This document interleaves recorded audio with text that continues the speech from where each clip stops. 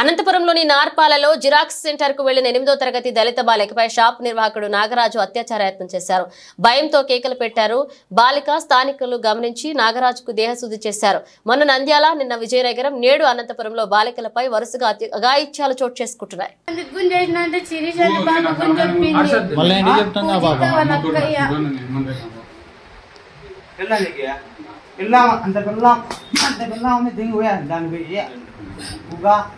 మా అన్నయ్య చెప్తాంటే మళ్ళీ ముక్కినాడు వద్దామని పోలీసు వాళ్ళని పిలుచుకొస్తాలన్నా మా అన్నయ్య పనికి పోయినాడు. సాయంత్రం రెడీగా ఉండని వచ్చిన మళ్ళీ 8వ క్లాస్ అని అడిగితే 9th క్లాస్ మళ్ళీ డబ్బులు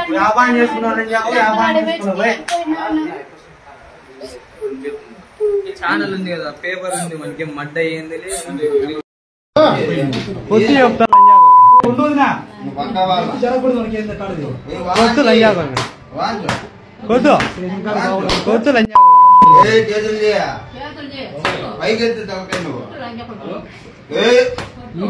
మర్యాద కానీ ఏమన్నా నిలబడాలంటే